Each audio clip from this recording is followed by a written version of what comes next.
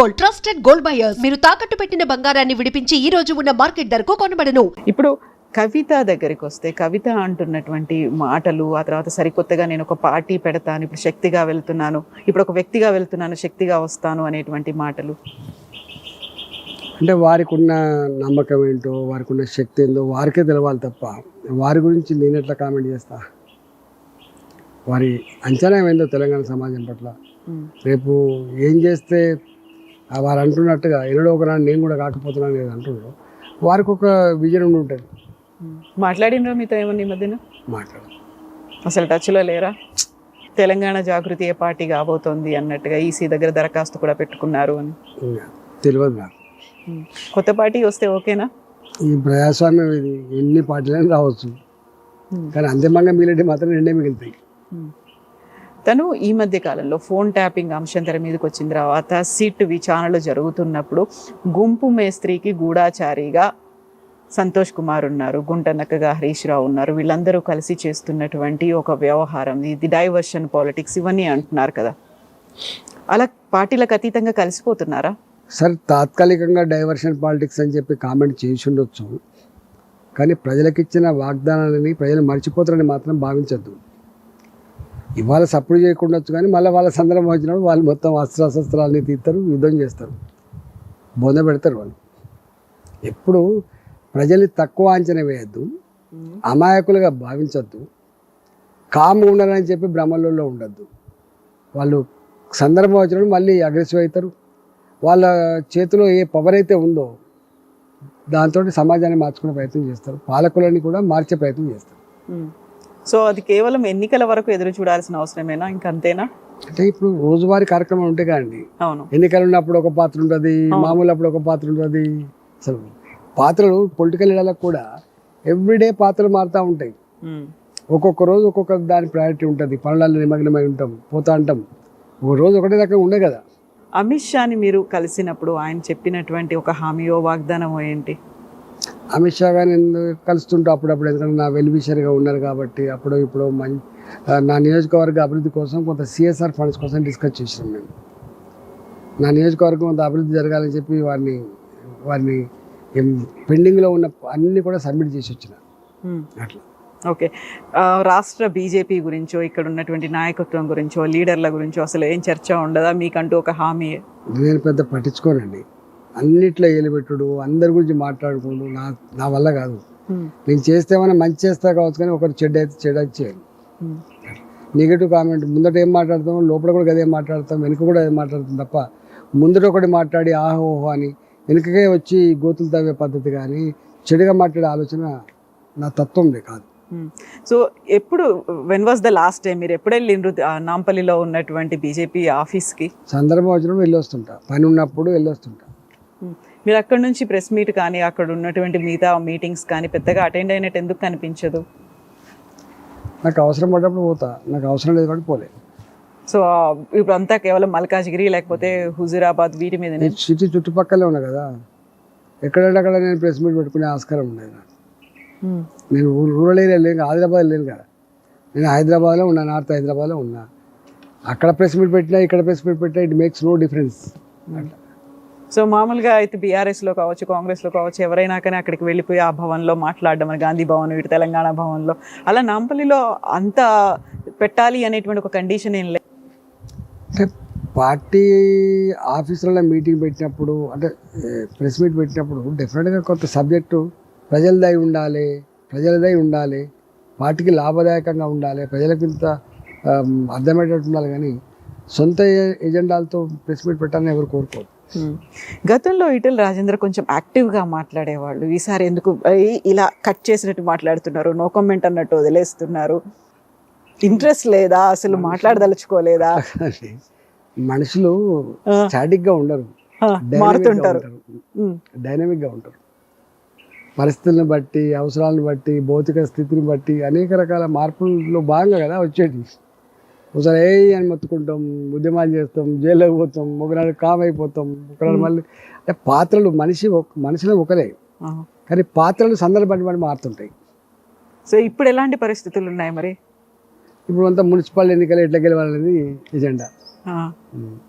So parliament సమావేశాలు కూడా అవుతున్నాయి. మరి ఎక్కువ ఫోకస్ అనేది ఎట్లా పెడతారు మీరు బడ్జెట్ సెషన్లో? పార్లమెంట్ ఎంత ఇంపార్టెంట్ అయినప్పటికీ కూడా స్థానిక సంస్థ ఎన్నికలలో మా నాయకులంతా ఉంటారు కాబట్టి పాపం మా గెలుపు కోసం వాళ్ళు అనేక రకాల కష్టాల కోర్చి మమ్మల్ని ఈ స్థాయి పెట్టిన వాళ్ళు వాళ్ళే కాబట్టి వాళ్ళకు వచ్చిన ఎన్నికలప్పుడు మనం వాళ్ళతో వెంట ఉండి వాళ్ళకి గెలిపించుకుంటే 4 కాళ్ళ పాటు నమ్మకంతో ప్రేమతో ఉంటారు. లేకపోతే ఏం బంధం ఉంటుంది? ఇప్పుడు బీజేపీలోకి చేరికలు అనే దాని మీద గతంలో అయితే పెట్టారు, ఒక ప్రచార కమిటీ అనేది పెట్టారు, చేరికల కమిటీ అనేది పెట్టారు. ఇప్పుడు అది యాక్టివ్గా పనిచేస్తుందా లేదా? లేనట్టుంది కదా. ఏం లేదా, అసలు ఫోకస్ అనేది లేదా? ఇక దానికి జనరల్గా జైనింగ్ కమిటీ అని ఉండదు పెద్దగా. సందర్భాన్ని బట్టి ఆయా ప్రాంతాలలో ఆయా నాయకులతో కాంటాక్ట్ అయ్యి జనరల్గా నేను పార్టీ జాయిన్ అవుతా అంటే జాయిన్ అవుతూ ఉంటాను. అంతే తప్ప ఇదేదో పెద్ద కమిటీనే ఉండి అంత కోఆర్డినేట్ చేసి అందరినీ కౌన్సిలింగ్ చేసి పట్టుకోవాల్సిన అక్కడ ఉండదు. ఇప్పుడు ఉన్నటువంటి రాష్ట్ర రాజకీయాల్లో ఎక్కువగా కాంగ్రెస్ లేకపోతే బీఆర్ఎస్ ఈ ఇద్దరి మధ్య నడుస్తున్నట్టు కనిపిస్తోంది. బీజేపీ ఎందుకు సైలెంట్ అయిపోయిందా, సైడ్ లైన్ అయిపోయిందా? సైడ్ లైన్ కాలేదు, సైలెంట్ కాలేదు, కానీ నడుస్తూనే ఉంటుంది. స్ట్రైట్గా నడవట్లేదా? అనుకున్నట్టుగా లక్ష్యానికి గురి పెట్టి నడవట్లేదా? ప్రతి నిత్యం పార్టీ ఒకటే వేవ్ లెంత్లు ఉండదు. సందర్భాన్ని బట్టి పురోగమనం ఉంటుంది, స్టాండ్ అయ్యేది ఉంటుంది, తిరోగమనం ఉంటుంది. ఇట్లా అనేక రకాల సందర్భాలు ఉంటాయి. సో ఒక మంచి సందర్భం లేకుంటే అనుకూలమైనటువంటి పరిస్థితి అంటే ఎప్పుడు వస్తుంది? మళ్ళీ 2028 ఎన్నికలప్పుడు. అప్పటిదాకా అంటే ఆ లాస్ట్ మినిట్లో చేసేటువంటి హడావుడి బదులు ఇప్పుడు కూడా నిర్మాణాత్మకంగా ఉండాలి, బేస్ నుంచి ఉండాలి, గ్రాస్ రూట్ లెవెల్లో ఉండాలి అంటే పెట్టాల్సినటువంటి ఫోకస్ చాలా వరకు కార్యకర్తలో ఒక అసహనం అనేది ఉంది. రాజా సింగ్ లాంటి వాళ్ళని ఆయన బయటకు వెళ్ళిపోయిన తర్వాత ఆయన మా దగ్గరికి వస్తే బాగుండు అని ఎదురు చూస్తున్నటువంటి వాళ్ళు ఉన్నారు. డెఫినెట్గా ఉంటాయి కదా. అభిమానించే నాయకుడిని జనరల్గా ఇట్లాంటి జరిగినప్పుడు కొంత బాధపడుతుంటారు. వస్తే బాగుండు అని మీరు అనుకుంటారా? అనుకుంటాం కదా. న్యాచురల్గా ఒక వాయిస్ వినిపించడానికి, ఒక బలమైనటువంటి వాయిస్ హైదరాబాద్లో ఆయన ఒక సెక్షన్ ద పీపుల్ అట్రాక్ట్ చేస్తాడు, నేను ఒక రకమైన యాక్టివిటీ చేస్తాను. ఆబ్వియస్గా ఒక్కొక్క మనిషికి ఒక రకమైనటువంటి ప్రత్యేకతలు ఉంటాయి. అట్లా నాకుండే ప్రత్యేకత ఆయనకు ఉండదు, ఆయనకు ఉండేది నాకు ఉండదు. సో ఇప్పుడు హైదరాబాద్ ఎంపీ అసదుద్దీన్ ఓవైసీ ఈ మధ్య కాలంలో ఒక మాట మాట్లాడారు. అంటే బీజేపీ లీడర్ నవనీత్ రాణా అన్నారు, సో హిందువులని నెంబర్ పెంచుకోవాల్సినటువంటి అవసరం ఉంది, కొంతమంది దీన్ని పాకిస్తాన్గా మార్చే ఉద్దేశంతో జనాభాని ఎక్కువగా పిల్లల్ని కంటున్నారు అని ఆయన అన్నారు. నాకు 6 పిల్లలు, మీరు కావాలంటే 8 మందిని కనండి అనేది. పిల్లలు పెంచుకోవడం ఇప్పుడున్న పరిస్థితుల్లో వీళ్ళు చెప్తానో వాళ్ళు చెప్తానో పిల్లలు కానీ పరిస్థితి లేదు. 2 పిల్లల్ని సాధారణమే కష్టంగా ఉంది. తెలియని ఏముంది, విపరీతమైన జనాభా పెరిగిపోయి వనరులు మాత్రం గవే ఉండి ఇలా డెన్సిటీ ఆఫ్ పాపులేషన్ ఎట్లా ఉంది, సమస్యలు ఎట్లా ఉన్నాయో మనం చూస్తూ ఉన్నాం. ఇప్పుడు ఇంకా మీరు 10 మంది పిల్లల్ని కానివ్వండి, 20 మంది పిల్లల్ని కానివ్వండి నినాదం ఇచ్చేది తప్పు. ఓకే, ఈ 2 ప్రభుత్వాలు చూసిన తర్వాత బీఆర్ఎస్ 10 ఏళ్ల పాలన, కాంగ్రెస్ చూసిన తర్వాత ఏమనిపిస్తోంది? ఈ 2 ఏళ్ల పాలన చూసిన ప్రజలు బాధపడుతున్నారు. తెలంగాణ గిందు కోసం కాదు తెచ్చుకున్నది, తెలంగాణ రాష్ట్రాన్ని తెచ్చుకున్నది ఆకలి కేకలు లేని, ఆత్మహత్యలు లేని ఒక సుసంపన్నమైన తెలంగాణ పేరు చెప్పంగానే ఇట్లా తలకాయ ఎత్తుకున్నట్టు ఉండాలి తప్ప గిట్ల అయిపోయిందనే బాధ ఉంటుంది కదా. ఆంధ్రప్రదేశ్ గట్లే అయిపోయింది, తెలంగాణ గట్లే అయిపోయింది. సో ఆ 10 ఏళ్ళు ఈ 2 ఏళ్ళు అట్లనే ఉందా? ఏం మార్పు లేదా ఈ 2 ప్రభుత్వాల్లో? కొన్ని మార్పులున్నా ప్రజలు ఎక్స్పెక్ట్ చేసినంత మార్పులు మాత్రం లేదు. సో గతంలో కాళేశ్వరం ప్రాజెక్టు, ఆ తర్వాత మిగతా ఇవన్నీ చూసి ఇప్పుడు ఫోన్ ట్యాపింగ్ దాకా వచ్చాము. ప్రతిదీ ఇలా ముందుకు వస్తోంది, వెనక్కి వెళ్ళిపోతుంది, దేనికన్నా ఒక కంక్లూజన్ అనేది ఉందా? ఆరోపణలు విమర్శల దగ్గర ఆగిపోయిందా? అనేక రకాల ఆరోపణలు చేసింది వీళ్ళు, అనేక రకాలు చేసిండు. దాని రింగ్ రోడ్డు మీద కూడా చేసిండు. ఇది 7,800 కోట్ల రూపాయలకు అమ్ముకున్నారు అడ్డంగా, ఇది 30,000 కోట్లు 40,000 కోట్లు ఆగిపోయింది. అట్లనే ఫోన్ ట్యాపింగ్ ఇప్పటిదాకా కాలే, కాళేశ్వరం ఇప్పటిదాకా కాలే. అంటే మాట్లాడుతున్నారు తప్ప అది ఎండ్ పాయింట్కి చేరతలేదు. ఎందుకు చేరతలేదో వాళ్ళకెరక. ఎందుకు చేరట్లేదని మీరు అనుకుంటున్నారు? వాళ్ళకెరక, అది వాళ్ళ స్ట్రాటజీ ఏందో వాళ్ళకు ఉంటుంది. నిజమా లేకపోతే దీనిలో ఏం పసలేదా, నిజమా లేదా పసలేదా వాళ్ళు చెప్పాలి కదా. సో మీరు ఆ ప్రభుత్వంలో కూడా ఉండొచ్చారు కాబట్టి నిజంగా ఇవన్నీ పసలేనివేనా, నిజాలు ఉన్నాయంటారా? అందులో ఆరోపణలో నిజమెంత? అంటే ఫోన్ ట్యాపింగ్ ఉందనుకోండి, అది నిజమని తేలిపోయింది, దాని మీద చర్చ పెట్టాల్సి అక్కర్లేదు. కాళేశ్వరం సరే ఇప్పటికే నేను చెప్పుకున్న నా అభిప్రాయాన్ని మళ్ళీ చెప్పాల్సి అక్కర్లేదు. ఓకే. సో 2 ఏళ్ళు ఆ తర్వాత ఇంకొక 3 ఏళ్ళు ఎదురు చూస్తూ ఉండాలి. మరి మీ అభిమానులకి మీ కార్యకర్తలకి ఏం చెప్తారు మీరు? మా అభిమానులు ఎక్కడ ఊరు, మా అభిమానులు, మా మీద నమ్మకం ఉన్నవాళ్ళు, మాతో కలిసి నడిచిన వాళ్ళంతా మాతో ఉంటారు. సందర్భం వచ్చినప్పుడు యాక్టివ్ అవుతారు, సందర్భం వచ్చినప్పుడు కామ్ ఉంటారు. సో అదే సందర్భం దీంతోనేనా మీరు టచ్ మీ నాట్ లాగా ముక్తసరిగా ఆన్సర్స్ ఇస్తూ ఈరోజు ఎందుకని మూడ్ ఆఫ్ లో ఉన్నట్టు అనిపిస్తుంది నాకు? ఏమేమో తిరుగుతున్నాయా బ్రెయిన్ లో? చాలా చాలా తిరుగుతున్నాయా? మేధో మదనమా? ఆపండి.